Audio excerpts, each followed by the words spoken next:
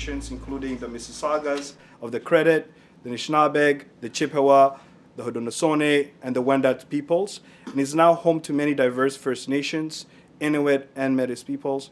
The city also acknowledges that Toronto is covered by Treaty 13, signed with the Mississaugas of the Credit, and the Williams Treaties signed with multiple Mississaugas and Chippewa bands. Please help me to introduce Rosemary Powell, the Executive Director of Toronto Community Benefits Network. Thank you. Thank you, Waleed. It's great to be here today. My name is Rosemary Powell, Executive Director of the Toronto Community Benefits Network. We are a community labor coalition made up of over 120 member organizations and groups, including labor, from across the city of Toronto.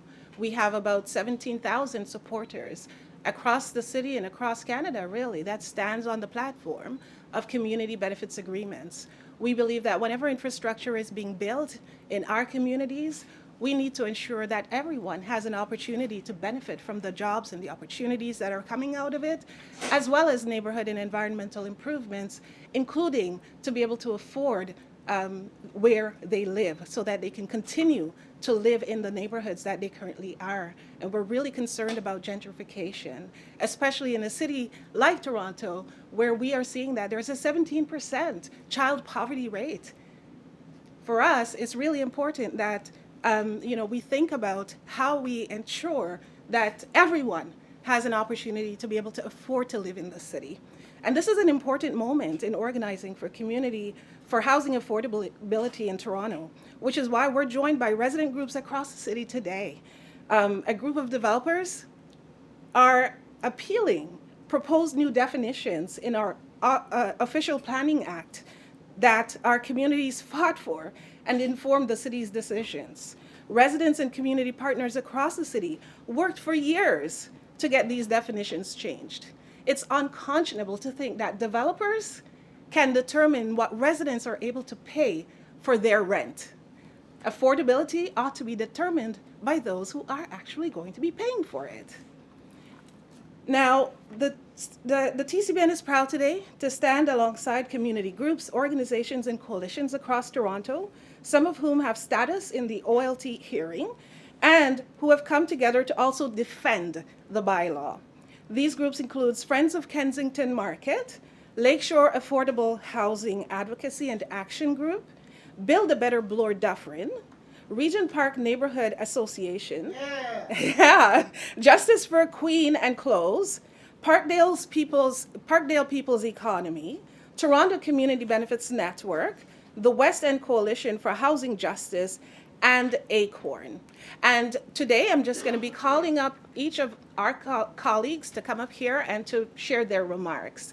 And I will also take questions from reporters here today as well. So the first person I'd like to call up is Serena Purdy from Friends of Kensington Market. Thanks.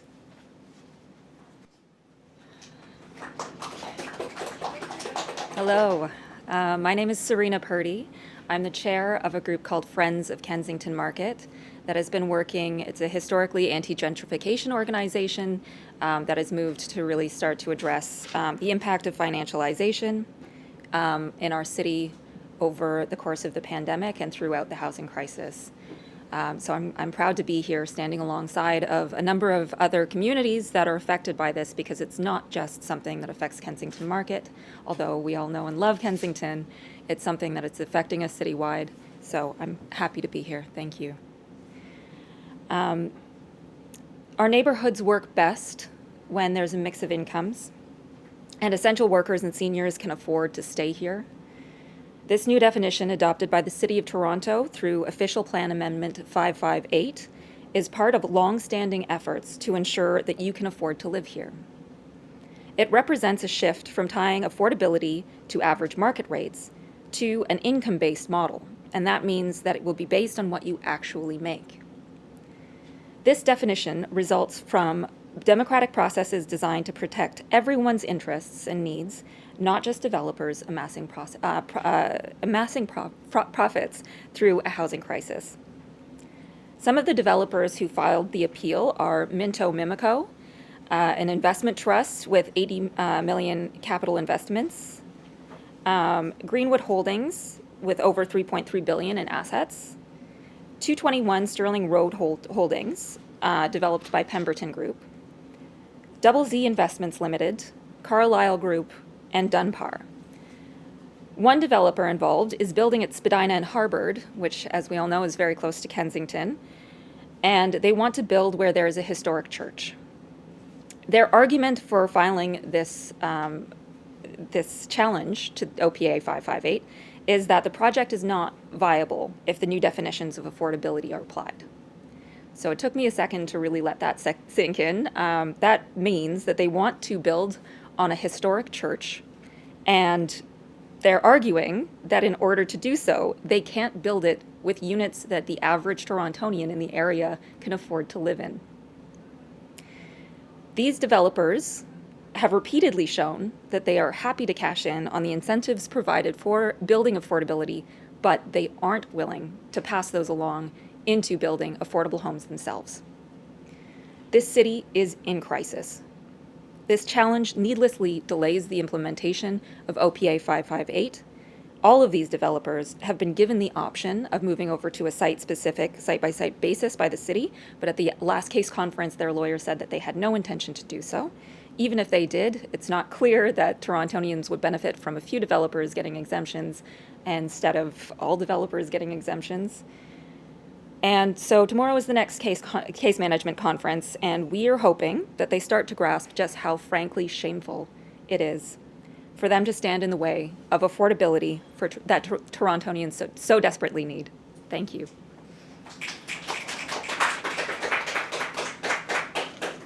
Thank you, Serena. And I'd like to invite Kate O'Neill, Bree Gardner, and Carrie Bowie from the Lakeshore Affordable Housing Advocacy and Action Group. Hi, I'm so glad to see all of you here. I'm Kate O'Neill. This is Carlye Bowie, double E's I put to remember, and Bree Gardner. We are with the Lakeshore Affordable Housing Advocacy and Action Group. Our mission is to support our neighborhoods to locate, protect, and develop safe, secure, affordable housing. What is safe? Safe. The building is in good repair, the HVAC is up to date, and the smoke detectors work. Secure. Pay your rent, follow the rules, you're secure in your housing. Affordable. You pay no more than 30% of your family's gross income. This should be the mission for the housing professionals in all of Toronto.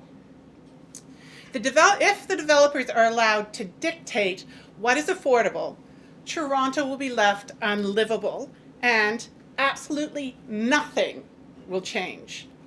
Every builder who breaks ground in our city must be prepared to develop affordable housing. The change in the definition from affordable housing from market rates to income-based marked an important step forward as housing as a human right. When we define affordability as housing that people can afford, we begin to build a Toronto that's for everyone, where we have a mix of income that make it truly sustainable and a vibrant place to be. Where someone like me, renting while raising 2 children, doesn't have to fear displacement from the communities and city my family calls home. For years, we have watched our friends and our neighbors lose their homes as a result of skyrocketing rents. We are seeing incredible displacement. Displacement from neighborhoods, from schools, from support systems. In our communities, people are being forced to spend their entire paycheck on rent. Our community's food banks are seeing record visitors, as a trip to the grocery store could mean you won't make rent. At the end of the month, what is left after utilities, after medication, for clothing? So many of us struggle to pay for basic necessities.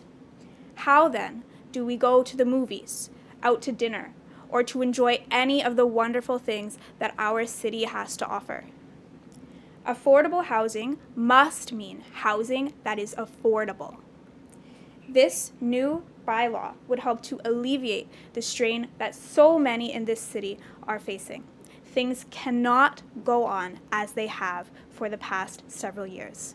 We are in a housing crisis. We are asking for developers who have profited so greatly off of our community to work with us instead of against us to support the communities that make them millions. Thank you.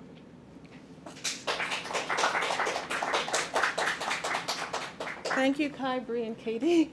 Okay, so the next group that we will call is Justice for Queen and Close, Mary Gillinas and Kai Schmidt. Thank you.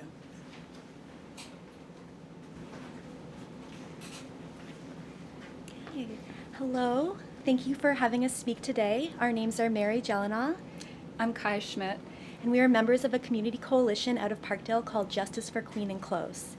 Justice for Queen and Close formed to oppose a luxury 7-story building by Scale Developments at 1375 Queen Street West, located at the corner of Queen Street and Close Ave in Parkdale. We organized to ensure Scale honors their responsibility to build safe, healthy, and affordable housing at this site.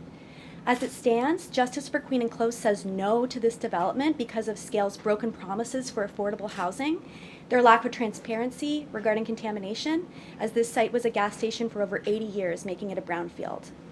Scale has made 5 separate promises for affordable housing throughout the development process. These occurred at the pre-application community meeting, in their development application, at the mandatory public meeting, and twice during the Ontario Land Tribunal appeal process. Despite these promises, Scale has now claimed that they have no plans to include any affordable housing at this site. Justice for Queen and Close believes that these false promises significantly contributed to Scale's application being approved. We also wonder why there was no debate or discussion at City Council before this development was approved, given its former land use. As we mentioned, the site was a gas station for 80 years.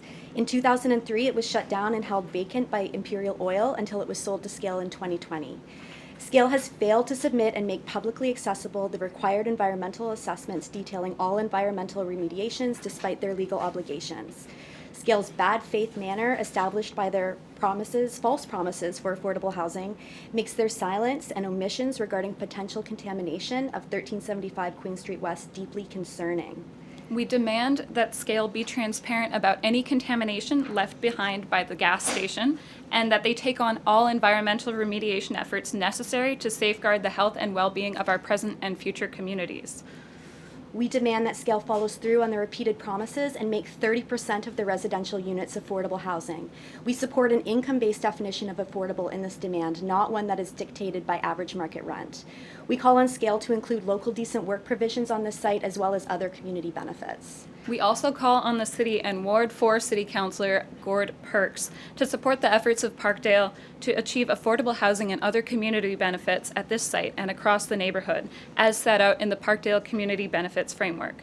Just like our opposition to Scale, we stand against the developers involved in the OPA 558 hearing that we're here today to discuss, those who put greed and profit before the city's most vulnerable tenants. So as reps for the Justice for Queen and Close Community Coalition, we thank you for your time. Please visit our website at justiceforqueenandclose.com to learn more and get involved. And we also invite you to sign our petition, which is listed on the website, to hold Scale accountable. We're aiming for 1,000 signatures before National Housing Day on the 22nd. Thank you. And we just want to remind everybody, please, we have a slogan, don't scale back on safe, healthy, and affordable housing. We believe that these values are held by all the organizations that are here today. We want to hold developers accountable to safety in housing, affordability in housing, and health in housing. These things are extremely important, and thank you so much for your time. Mary and Kai, thank you so much for making the case. That's a clear example of how developers are baiting and switching. Finding out that community residents, our understanding of what affordability is, using the terminology, getting the permits that you're required to have, and then changing your mind afterwards. That's unacceptable. We cannot allow that to stand. Next, I'd like to call Walid Kogali, and he's from the Regent Park Neighbourhood Association. Thank you. Good morning. It's almost afternoon. Good afternoon, folks. My name is Walid Kogali Ali, and I'm with the Regent Park Neighbourhood Association. I want to thank you all for being here. It's a very important development at the Ontario Land Tribunal. I just want to share some quick remarks. According to research conducted by our own Toronto Community Benefits Network, almost all municipalities in the GTA are adopting definitions based on 30% of income. You've heard that repeatedly today. Predatory real estate investments are incentivized to continue to define affordability and are applying pressure to get their way. Increasing provincial efforts are being aimed at deregulating development in favor of the market-based definitions developers prefer, as they are a lower bar to meet. This is happening at Queen's Park as we speak, right? It's important that the Ontario Land Tribunal appeal does not allow developers to exempt themselves from their part of the solutions. We all agree that we need today, because we're in the midst of a housing crisis. This is exactly why so many communities, residents, and housing advocates work with the City of Toronto for an income-based definition of affordable housing. Let's remember that this is not about solutions. This is about greed. And if you look at the back here, we're talking about housing, not greed. We as a coalition that is for inclusive development, equitable, inclusive development, we want to make sure that developers don't get to dictate what affordable rental and housing ownership looks like in our city. We do. The residents of this city do. The residents of this province are responsible to make that happen. And it's irresponsible for developers to challenge housing solutions today, right? So I want to encourage members of the public, members of our community, to get in contact with their members of parliament provincially, get in contact with their city councillor, and also get in contact with their federal MPs, because housing is a basic human right and is a responsibility of all three levels of government. So thank you so much, for paying attention to the amazing statements brought forward by community representatives and organizations. I want to invite Mr. Kumsa Baker, or Rosemary actually, if we could just take questions from the press, just in case anyone has any questions. Rosemary? Thank you, Walid. And why don't everyone come closer? Behind, yeah. And let's see if there is any questions that we have for you. I'm not sure who specifically would want to answer this, guys, but I'm just trying to understand, are you making a specific appeal or ask of the developers who are appealing this decision? Do you want them to drop this appeal? Just tell us about that. That would be the best outcome that we would expect, is that, yes, they would drop the appeal. We have worked, as you can see from my colleagues standing with us today, we've been working for years to change it, to have a definition that is more responsive to what people can actually pay. And so tomorrow there's a really important hearing, and we want people to pay attention, and that would be a good opportunity, yes, for the developers to actually stop that appeal. Anyone else want to chime in on that? Yeah, I would say Go ahead. without Step in, affordability, yeah. sorry. I would say on that, without affordability, you're not building homes, you're building assets. And I think this challenge to the definition of affordability makes it very clear where they stand. And unless they step down, they're only making their face plain to the public. And we're all here and we're paying attention. Yeah. Just want to add that we need to end the commodification of housing, right? We've all talked about how housing is a basic human right, and shame on those developers. Shame on those developers working with our current provincial government to undermine our national housing strategy and a policy-driven solution, right? So we want people to be engaged. We want people to show up to the case conference tomorrow. We want them to make noise, because we cannot allow this government and we cannot allow these developers to get their way, because our homes are important, right? And we need to make sure that we have access to that basic human right. Thank you. I'll just follow that up and ask that condo developers are, profit is their business, and they have shareholders, or they're private, and they're not in the business generally of making it affordable. They're in the business of maximizing profit as much as they can. So, given that it's unlikely they're going to sort of stand back and say, yes, we're going to do this for the public good, what should either the city could do more, can the province do more? What's the role of government in this? Well, currently governments are doing a lot. There is massive investment in infrastructure that is happening across Canada right now. Billions of dollars are being spent on transit. Mm-hmm. And it's because of these investments in transit. For example, right here in Toronto, there is the Ontario line that is being built, Eglinton Crosstown, Finch West LRT. And because of these developments, we're seeing a lot of development applications that are coming through. And we're really worried that our communities are going to be gentrified and people are not going to be able to continue to live in those neighborhoods. Where else are they going to be able to go? If you look at Regent Park, there are 69 acres that's being developed with 11,700 units being proposed to be built. 17,000 new residents are going to be coming into the Regent Park community. Where are you going to put them? How are they going to be able to live there? What are the social infrastructure that is going to be in place to allow these people to work in their neighborhood, go to school in their neighborhoods, have childcare, etc.? You have to think about all of that, and government is investing massive amount of our taxpayer dollars in this, and these developers are benefiting directly from that. The least that they can do is to provide 30%, as we're requesting, of affordable housing. We need to make sure that all residents of Toronto can afford to live here. Otherwise, where will they go? Tell me. The Ford government has taken all kinds of steps, it says, to address the housing crisis.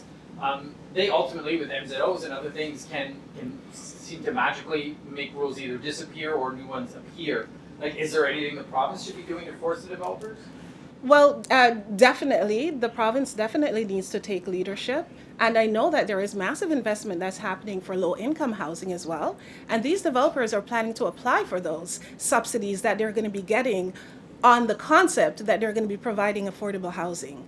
If you're going to be doing housing and you're going to be building luxury housing, say you're building luxury housing. Mm-hmm. Don't say you're building affordable housing. Exactly. Yep. That's where the bait and the switch actually happens, right? Yeah. We want a clear definition of what affordable housing is, and when they're talking with us, we're talking on the same terms. Mm-hmm. Find another name for it, and then we will figure out who are those developers that will work with community, and we'll go find them and bring them in to build the affordable housing that we need to see in Toronto. Exactly. And I want to echo what Bree said earlier.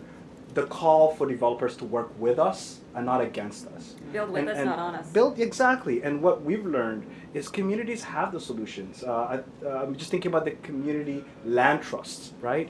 That is an important opportunity to invest in community-led solutions to the need for housing in such a challenging time, right? And we know there's an economic recession, but we want to make sure investments are made in people instead of people being exploited for accessing a basic human right.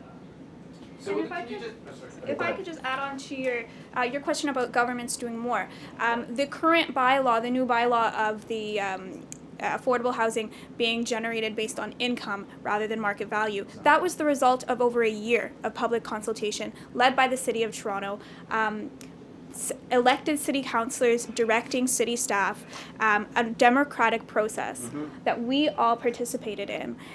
And these development corporations had the very same opportunities as the rest of us to make their voices heard in a democratic process. Why do they have extra avenue now, undemocratically, to work around the system that was developed by the people that are held accountable to us? We cannot hold developers accountable the same way that we can hold our elected representatives accountable. So the government is doing more, and yet this does not suit the agendas of a small few. So perhaps that is a conversation that we should be having at the provincial level as to why it is possible to supersede municipal democracy at the ability that it is.